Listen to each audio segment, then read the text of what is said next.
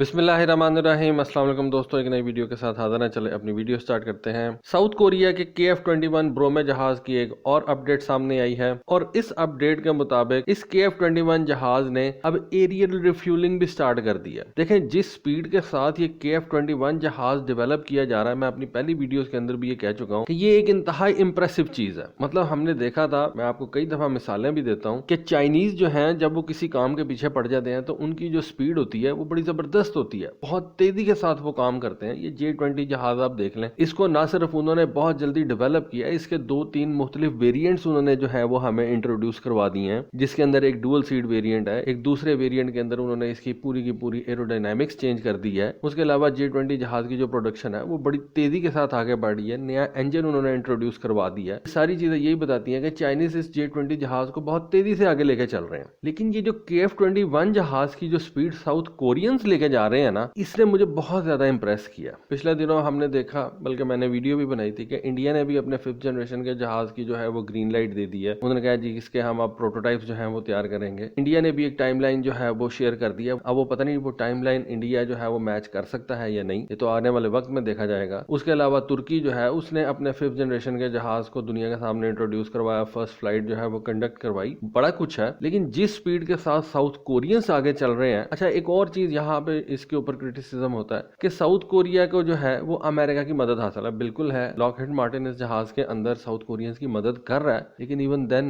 वो कहते हैं ना कि नकल के लिए अकल की भी जरूरत होती है। तो मैं तो बहुत ज्यादा इंप्रेस हूँ इस जहाज से। और बेसिकली साउथ कोरियंस की जो इस वक्त स्पीड है, वो जिस तेजी के साथ इस जहाज को आगे लेके चल रहे हैं, आपको याद होगा काफी महीने पहले साउथ कोरियंस ने इस जहाज के अंदर ईसा रेडार भी इंस्टॉल कर लिया था। मतलब एवियोनिक्स और जो दूसरी तीसरी इंपॉर्टेंट चीजें होती हैं वो इस जहाज की उन्होंने तैयार कर ली हुई है, इसके अंदर उन्होंने फिट कर दी हुई है। अब एरियल रिफ्यूलिंग भी उन्होंने इसकी कर दी है। उसके अलावा अगर आप देखें तो सिर्फ इस जहाज की फर्स्ट फ्लाइट से लेके आज तक इसको सिर्फ 18 महीने गुजरे हैं, 1.5 साल का अरसा हुआ है। और साउथ कोरिया ने इसके 6 प्रोटोटाइप तैयार कर लिए हैं, जिनमें से 2 सीट वाले जहाज भी शामिल है। मतलब आप खुद ही देख लें कि चाइना ने इस J-20 जहाज का 2 सीटर वेरिएंट कितने देर बाद निकाला था। ठीक है, लेकिन साउथ कोरिया पहले 18 महीनों के अंदर ये सब कुछ जो है वो अचीव कर रहे हैं। इतनी जल्दी तो अमेरिकन अपना जहाज डेवलप नहीं करते। अगर आप ये कहें कि इस जहाज की डेवलपमेंट के अंदर लॉकहीड मार्टिन हिस्सा ले रही है, वो मददगार है, लेकिन इतनी जल्दी तो लॉकहीड मार्टिन का जहाज डेवलप नहीं होता। उसके अलावा साउथ कोरिया ने इस जहाज की जो प्रोडक्शन है वो कहते हैं हमने 2026 के अंदर स्टार्ट कर देनी है, और मुझे लगता है कि वो अपने टारगेट को पूरा भी करेंगे, अचीव भी करेंगे। अब ये जो एरियल रिफ्यूलिंग की गई है, इसकी साउथ कोरिया ने एक वीडियो जो है वो रिलीज की है। इस वीडियो में देखा जा सकता है कि एक A330 multi role tanker transport aircraft है, उसके साथ साथ ये KF-21 जहाज का जो 5th प्रोटोटाइप था वो उन्होंने इसके साथ फ्लाई करवाया। मतलब इस जहाज के 5th प्रोटोटाइप के अंदर एरियल रिफ्यूलिंग की कैपेबिलिटी जो है वो रखी गई थी। और दूसरी चीज जो इसमें अच्छी है वो ये है कि इस KF-21 जहाज की जो एरियल रिफ्यूलिंग होगी वो बूम मेथड के जरिए से की जाएगी। देखिए मैं आपको एक वीडियो बना के दे चुका हूँ कि एरियल रिफ्यूलिंग 2 तरीकों से की जाती है। एक बूम मेथड होता है, जिस तरह से ये जो इस वक्त आप देख रहे हैं वीडियो के ऊपर, ये बूम मेथड है। और दूसरा जो होता है वो ड्रॉग एंड शूट मेथड होता है, जो हमारे JF-17 थंडर के अंदर इस्तेमाल किया जाता है, जो रफाल के अंदर इस्तेमाल किया जाता है। इन दोनों मेथड्स के अपने अपने प्रोज एंड कॉन्स हैं। बूम मेथड का प्रो ये है कि बूम मेथड के अंदर जब आप जहाज में फ्यूल ट्रांसफर करते हैं तो फ्यूल का जो ट्रांसफर रेट होता है वो बहुत ज्यादा होता है, और जहाज का जो टैंक होता है, फ्यूल टैंक होता है, वो जल्दी भर जाता है। जबकि ये जो प्रोप एंड ड्रॉग सिस्टम होता है, जो कि मैंने आपको बताया कि पाकिस्तान का JF-17 थंडर भी इस्तेमाल करता है, पाकिस्तान के मिराजिस भी इस्तेमाल करते हैं, ये इंडिया का रफाल जहाज भी सेम प्रोप एंड ड्रॉग सिस्टम इस्तेमाल करता है। इसके अंदर जो फ्यूल ट्रांसफर रेट होता है वो बूम मेथड की निस्बत जो है वो काफी कम होता है। लेकिन फिर ये जो बूम मेथड होता है, इसका एक कॉन ये है, यानी कि इसका एक नेगेटिव पॉइंट ये है कि ये एक वक्त के अंदर एक जहाज के अंदर फ्यूल ट्रांसफर कर सकता है। जबकि ये जो प्रोप एंड ड्रॉग सिस्टम होता है, इसमें एक वक्त के अंदर 2 या 3 जहाज भी आप जो है उनके अंदर फ्यूल ट्रांसफर कर सकते हैं। तो दोनों के प्रोज एंड कॉन्स हैं। आपने देखना होता है कि आपको कौन सा सुटेबल है, आपको कौन सी टेक्नोलॉजी इजीली अवेलेबल है, और फिर उसके बाद आप ये देखते हैं कि कौन सी टेक्नोलॉजी फाइनेंशियली जो है वो आपके लिए बेहतर रहेगी। तो साउथ कोरिया एक अमीर मुल्क है, और उसके अलावा उसके पीछे जो अमेरिकन है, अमेरिकन बेसिकली जो है ये बूम मेथड जो है वो इस्तेमाल करते हैं। तो साउथ कोरियन ने भी ये बूम मेथड इस्तेमाल किया। अब ये नहीं पता कि इस इंटरेक्शन के अंदर ये जो एरियल रिफ्यूलिंग की वीडियो जो है वो रिलीज की गई है, इसमें कॉन्ट्रैक्ट तो हो गया बूम का और जहाज का, लेकिन क्या फ्यूल ट्रांसफर किया गया या नहीं। नॉर्मली तो ये होता है कि जब आप पहली दफा इस तरह का कोई काम करते हैं तो उसमें आप स्टेप बाय स्टेप चलते हैं। पहली दफा सिर्फ कॉन्टैक्ट करवाया जाता है, उसके बाद फिर नेक्स्ट टाइम जो है उसमें फ्यूल ट्रांसफर किया जाएगा। Aahista Aahista step by step जो है इन चीजों को आगे लेके जाया जाता है। फिर इस वीडियो के अंदर देखा जा सकता है एक और जहाज भी मौजूद है, और वो बेसिकली बेसिकली एक 2 सीट वाला FA-50 लाइट कॉम्बैट एयरक्राफ्ट है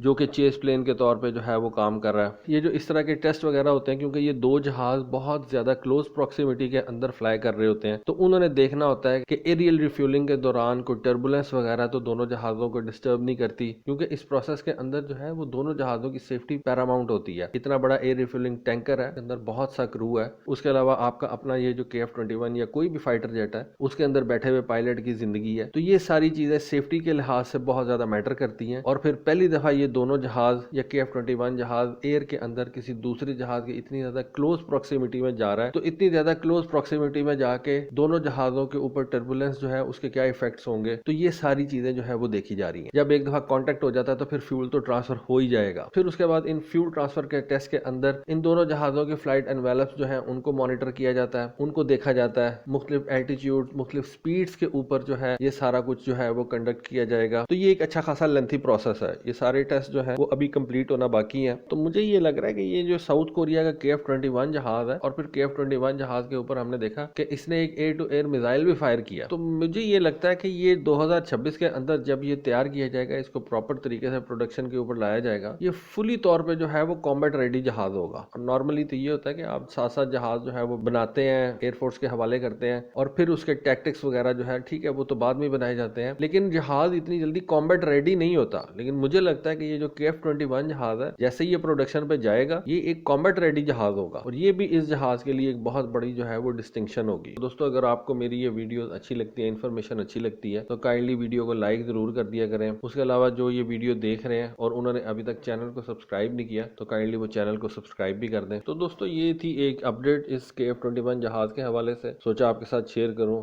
अपने व्यूज आपके साथ शेयर करूं। तो दोस्तों, ये थी आज की वीडियो, ये थी आज की इन्फॉर्मेशन। होपफुली आपको आज की वीडियो, आज की इन्फॉर्मेशन पसंद आई होगी। कमेंट सेक्शन में अपनी राय से जरूर आगाह कीजिएगा। आज के लिए बस इतना ही। Thank you. Allah Hafiz.